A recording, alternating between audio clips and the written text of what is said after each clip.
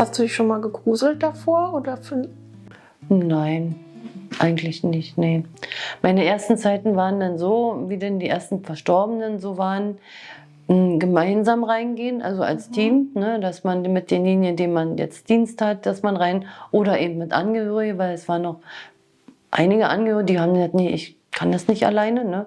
Dann war ich auch immer da und habe gesagt, nö, ich komme dann gerne mit. Wenn Sie möchten, begleite ich Sie, weil Sie mussten ja immer an der Küchenzeile vorbei. Ich meine, in der Küche trifft sich alles, egal wo. Ja, und dann war es so, dann bin ich auch oft mitgegangen. Ne? Also, und wenn jetzt jemand gestorben war, wie gesagt, gemeinsam reingegangen und dann wird verabschiedet. Entweder mal an die Hand noch fassen oder eben wirklich noch so ein bisschen innehalten, ein paar Worte entweder so sprechen oder eben wirklich für sich still und leise. Und das fand ich für mich auch immer ganz doll wichtig, nochmal denjenigen dann zu verabschieden und sagen zu können, nun, es ist geschafft und es wird alles so sein, wie Sie sich es erhofft haben.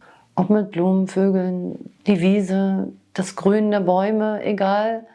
Ne? Oder andere, die man schon, oder Leute, die man schon vermisste, ne?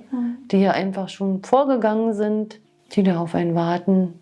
Also ich fand es schon schöner, immer dabei zu sein. Manchmal, also denke ich so dran noch an meine Arbeit jetzt wieder, ne, vom Hospiz aus, wenn ich dann hörte von den Schwestern, dass er nicht sterben kann. Ne? Also so dieses Loslassen, einfach so, einfach dann, ne, keine Gespräche mehr geführt, sind mal im Streit auseinandergegangen. Also da fand ich immer, da sterben sie dann etwas schwieriger. So, ne? Also diese Sterbeunruhe, was dann da noch ist, wie gesagt, noch Gespräche offen sind. Wenn dann sowas ist, das hat mich manchmal schon doch ein bisschen belastet. Ne? Also hauptsächlich ist das Bereuen am Schluss, wenn es eins überhaupt gibt, hauptsächlich so unschöne Beziehungen oder alles andere ist ein bisschen egal dann, aber das bleibt als... Das bleibt immer noch. Und dann, sag ich mal, manchmal sieht man es denn den Gästen noch an oder so, ne? Ob sie ein bisschen verärgert sind oder ob es doch ein fröhliches, ein Lächeln im Gesicht noch ist. Ja. So, ne? Wenn sie dann sterben. Man möchte ja auch mit sich im Reinen sein, mit allem. Ne?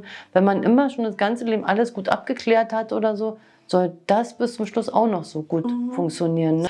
Und dann habe ich es auch oft erlebt, dass es dann das war die Schwester raus aus dem Zimmer oder eben der Partner, ne? Und dann die Schwester ging als nächstes rein und dann war es schon geschehen. Aber so einfach in Ruhe alleine für sich ausgemacht.